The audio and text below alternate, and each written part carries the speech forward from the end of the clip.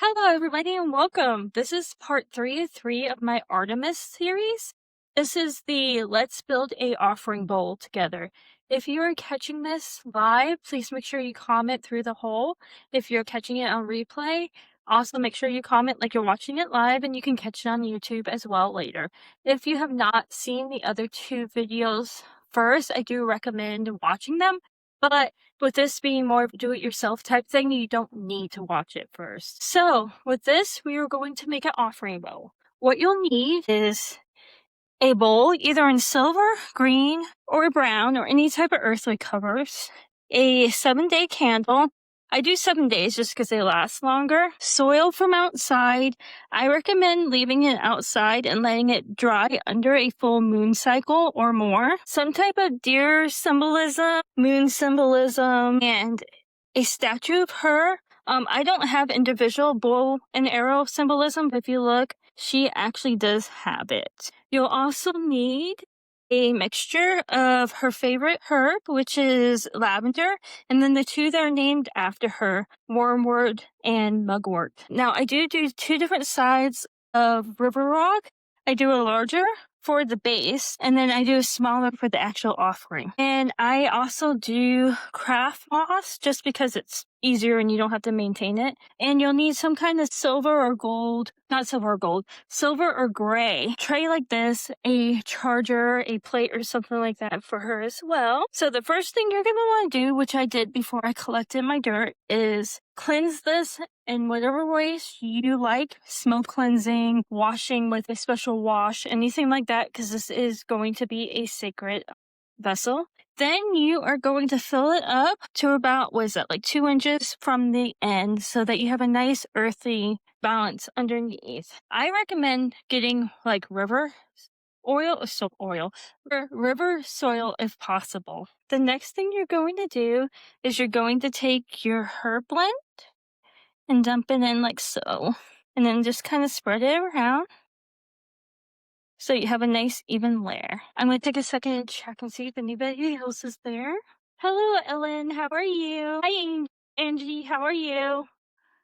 All right. So now we got our base layer down. Next, we're going to take our bigger rocks, and this is where we're going to make our foundation. So we'll just go ahead and stick these around here. And I recommend anything that you don't actually collect from outside, like if you buy it, to leave out for a moon cycle so that it really gets charged with her moon energy. If you do collect it from rivers or lakes or something like that or outside, just make sure it's in the area that you can collect.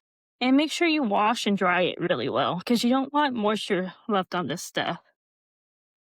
Alright, so there's my base. So I like to next take my statue and kind of sit her in the center, and then take my moss and kind of just put it all around her, like so, and kind of tuck her in.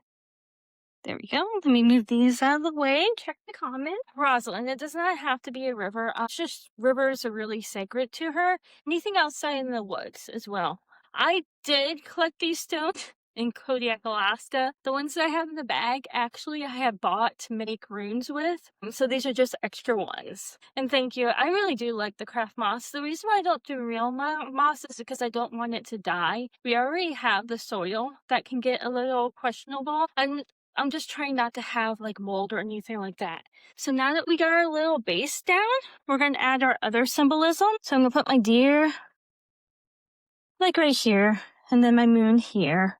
And then you kind of just put it wherever you feel. And then finally, we're going to grab our pretty river rocks. And now I think I will get some arrow symbolism as well that I will add to this. So this is our little bowl setup. Now we're going to go ahead and light our candle. And as we light our candle, we're going to say, Goddess Artemis of the hunt and women, I offer you this bowl to show you my thanks, love, and devotion. Thank you for giving me my strength I need through my daily life. This is a place within my home. You may come and go as you please. Thank you for your wisdom, your guidance, and protection.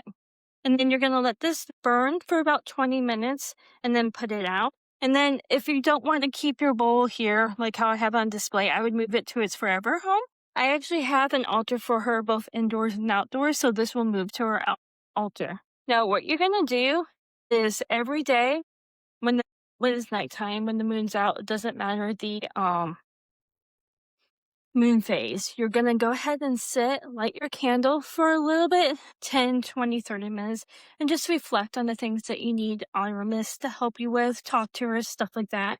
Twice a year, I do recommend taking everything out and refreshing your organic matter, which is your soil. Maybe get new moss if it's getting a little dingy and clean the bowl and rededicate it to her. I do it at the top and bottom of the month. The best time to do these is either on a new moon or a full moon. But you can really do it whenever you want. So as that's going to sit there, I'm going to go over the things that caught off in my last live. Let me go over the comment. I got my tree from the Dollar Tree, Angie. Is that where you got yours from? Yes. It's definitely, I like it. I like stuff like that. Actually, most of the stuff that I bought, I did get from the Dollar Tree just because I like being on a budget, or I don't go overboard with my magical stuff. Yes, Angie, your woodland altar would be perfect. She's definitely a goddess for that as well. So I did want to go through the moon magic since I did get a little muddled, and I also want to go through the setting up of the altar because that did get cut off on my last slide. So for the moon magic, the new moon is the new beginnings. The moon is basically the instinctive darkness of Artemis. And this is her inner wilderness.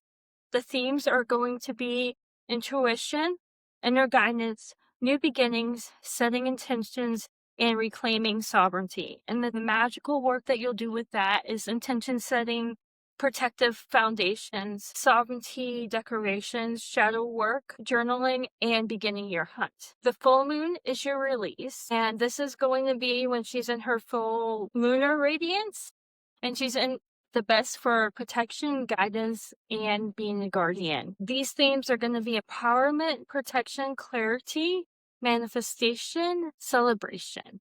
And the workings that you do then is protection, spells, empowerment, and abundance, divination, and charging your tools. Waxing crescent will be when she is on her tracking part. So this is when you're going to be doing spell work with her for focus, clarity, early action, gathering resources, and building confidence. And what I mean by early action, I mean doing your warding and your banishings before you get into your deeper spellcraft. And then your spells that you're going to do with the waxing is going to be manifestation, skill building, confidence, spells, calling, guidance, and strengthening boundaries. Next is the waxing goddess, which is when she's precise. And this is when it honors her discipline as a hunter. This is when you're going to be themes of refinement, discipline, skill sharpening, adjusting your aim, and preservation. Your magical works is going to be refining your spells that you already cast that are long term, adjusting intentions, strengthening protection, and preparing manifestation. Your first quarter is going to be your phase of transition and choice. This is her sacred no. So this is a time when you can say no, and she will definitely find it as devotion to her. The themes for this quarter is going to be decision making, courage, boundary setting, overcoming obstacles, and taking the next step.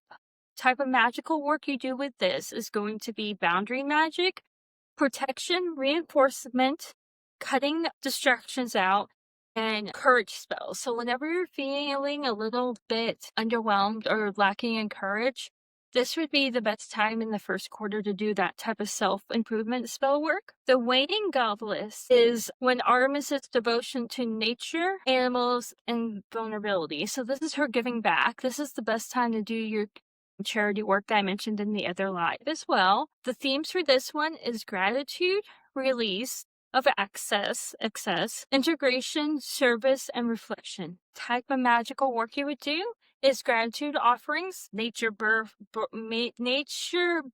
devotion, journaling, and sharing abundance. The last quarter, this is when Artemis is the purifier, burning away what is no longer serves you. She's the goddess of ritual purification. This phase is her cleansing fire. Themes are release, cleansing, endings. Breaking patterns and reclaiming your energy. Your best type of work during this moon phase will be banishing, cord cutting, smoke cleansing, releasing old identities. And then the final moon phase I have is going to be your waning crescent. This is Artemis's withdrawing from the forest in quiet, unseen nature. She teaches witches to rest in the sacred and grow your instincts in silence. These themes are rest, intuition, inner work, preparation for birth and rebirth, solitude, and magical work. Ellen says, I love how she has themes for each quarter cycle. I do too. I mean, she really is like the goddess of the moon. Some of our goddesses are only seen as the goddess of the full moon, the new moon, or whatever. She is the goddess of transition.